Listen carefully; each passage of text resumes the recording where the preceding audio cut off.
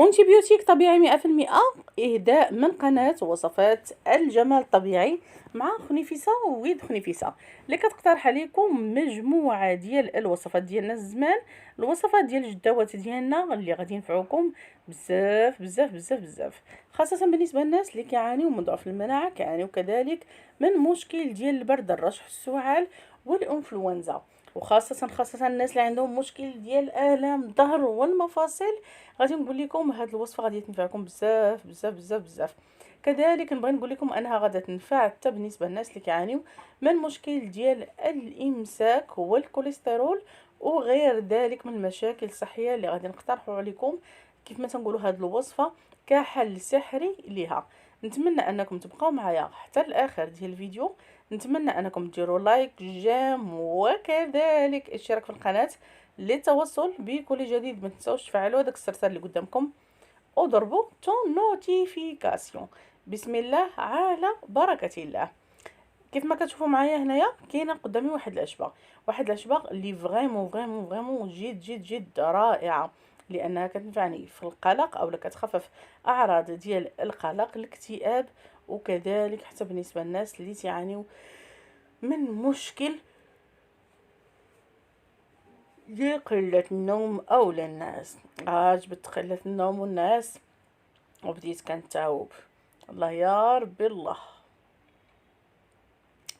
عشبتنا كتنفع ماشي غير داخليا انما حتى خارجيا بالنسبه للناس اللي تعانيو من مشاكل ديال الجلد، البشره، وكذلك حتى بالنسبه للناس اللي تعانيو من مشاكل ديال الكوليسترول والبروده في الدم، او لا حتى بالنسبه للناس اللي تعانيو من مشكل ديال الروماتيزم. مطهر ومنظف طبيعي، واكيد عارفاكم بغيتو تعرفوا الاسم ديالها. الاسم ديال هاد العشبه عندنا كتكون عندها عده اسماء، سميتها لافندرا، سميتها كذلك حتى هديه الله، لان المنظر ديالها جد جد جد رائع ملي كتشوفوها، وكذلك كتسمى بالمغربيه لخزامه. وحاجه اخرى اللي نقول لكم جد مهمه، انكم قبل ما تستعملوا اي عشبه حاولوا انكم تبحثوا عليها وتعرفوها، وكذلك تكتشفوا الخصائص والمزايا ديالها. هي غالبا كتنتشر في المناطق البارده.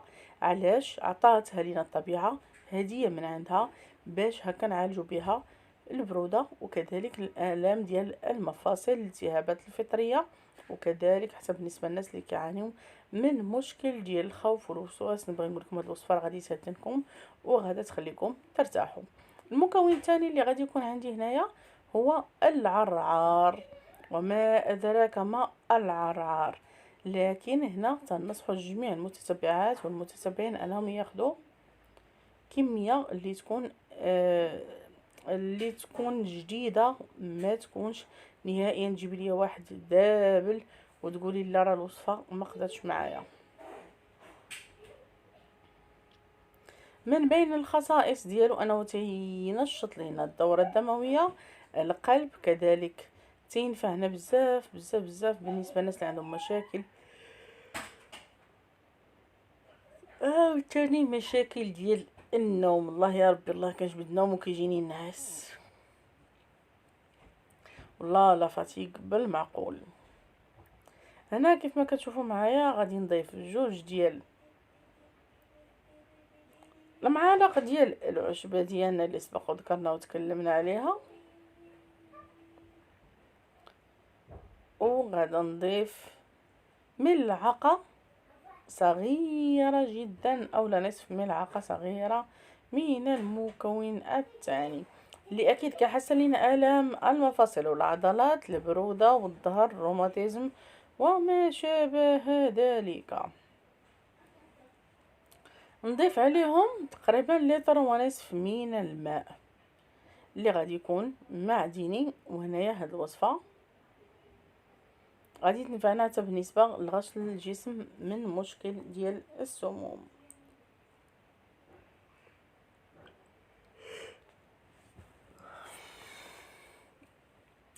واكيد بالنسبه للاعشاب كناخذوهم كيكونوا كاملين منقين قبل، يعني ماشي غير كتجي وكديريهم.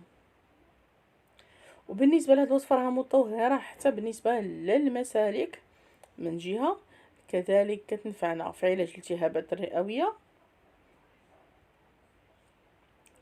وحاجه اللي هي جد مهمه بالنسبه للناس اللي تعانيوا من مشكل ديال الكوليسترول، لان هذه كيف تنقولوا المنظف طبيعي للجسم ديالنا.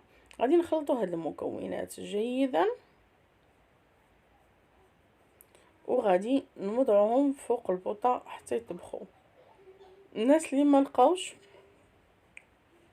لافندرا عاديه ممكن انهم يستعملوا لافندرا الزرقاء او الخزامه الزرقاء، راها جد مهمه او لا جد نافعه واقوى من هذه. انا استعملت غير هذه لان الوصفه فيها مكونات اللي شويه مجهدين مع بعضياتهم. اكيد غادي نقول لكم في الحلقه واش ممكن انكم تستعملوا الا كنتو كتعانيو من المشكل ديال السكري او لا.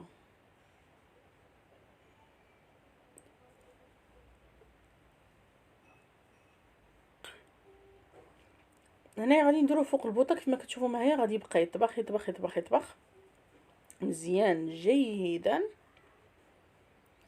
وحاجه اخرى اللي هي جد مهمه ان بالنسبه هذا العرعار راه مزيان حتى بالنسبه للناس اللي كيعانيو من مشكل ديال التجاعيد. يعني هذه الوصفه راه ممكن انك تخلطيها مع الصابون، لان كيتستعمل في مكونات اللي لتصنيع الكولاجين او كريمات للتصنيع ديال الكولاجين. ممكن انك تضيفيه مع الصابون ديالك وديريه للوجه ديالك الا كنتي كتعاني من مشكل ديال حب الشباب وغير ذلك. اما الا كنتي كتعاني من مشكل ديال القمل كذا ممكن انك تصفيه وتاخديه وديريه للشعر ديالك. هادشي علاش قلت لكم في البدايه ديال الحلقه انه عنده فوائد كثيره وكبيره، لكن اليوم غادي نستعملوه كاستعمال داخلي كيف غادي تشوفوا معايا. غادي نخلي المكونات طبخ وغادي ندوز وغادي ناخذ واحد البصله.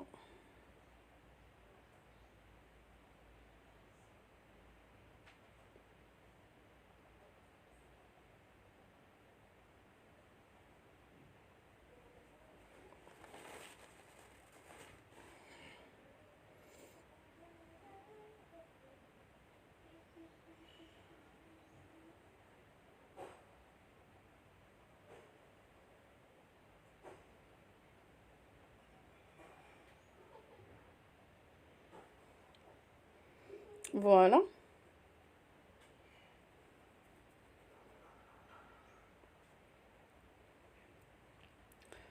غادي ناخذ من بعد واحد الحكاكه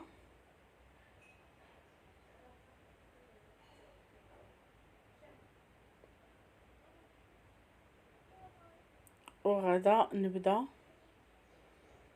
نحك هاد المكونات.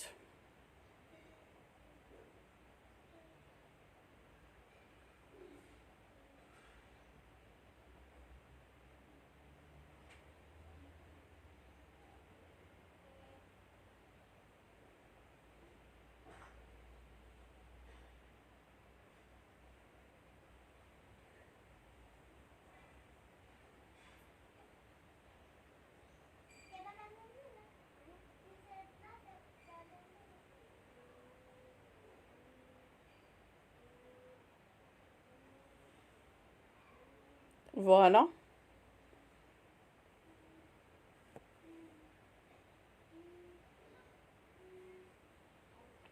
من بعد غادي ندوز للمرحله المواليه.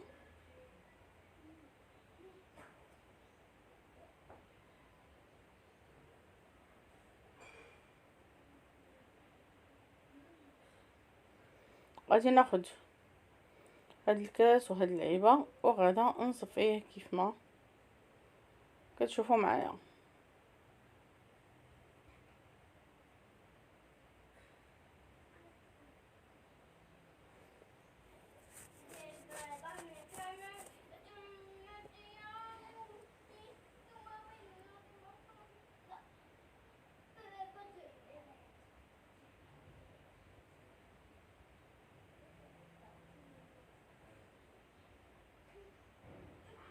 فوالا كيف كتشوفوا معايا. من بعد ما خديت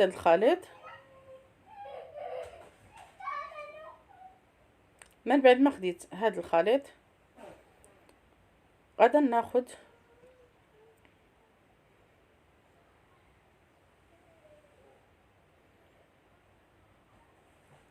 بغيت مراجعتك. غادي ناخد هاد الطاسه اللي هنايا كيف ما كتشوفوا،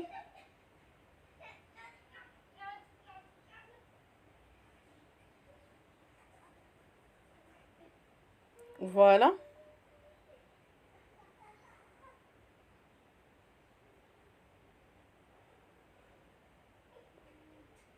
غادي نوضع نصف كأس من الخليط،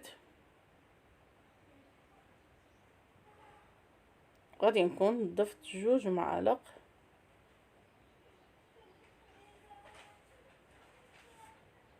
من الخليط الاول ديال البصل.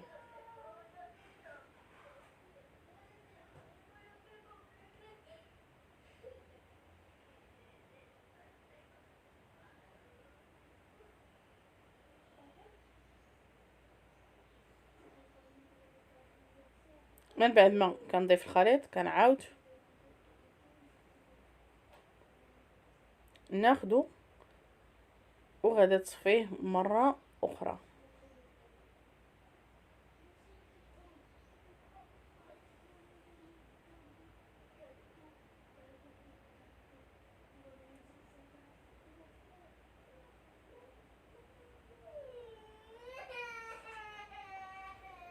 غادي ناخذ واحد الكاس هنا كيف كتشوفوا معايا، غادي نوضع فيه الخليط ديالي من بعد ما غادي نكون سخنته.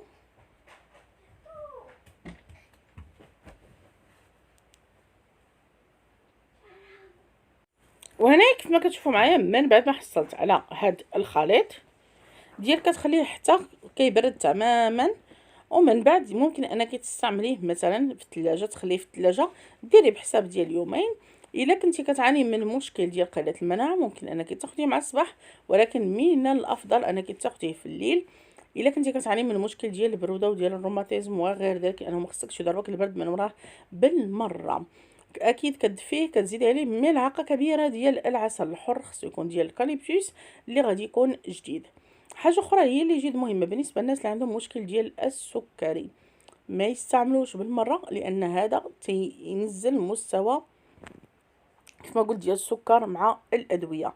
هادشي علاش ما كنستعملوهمش بجوج بالمره.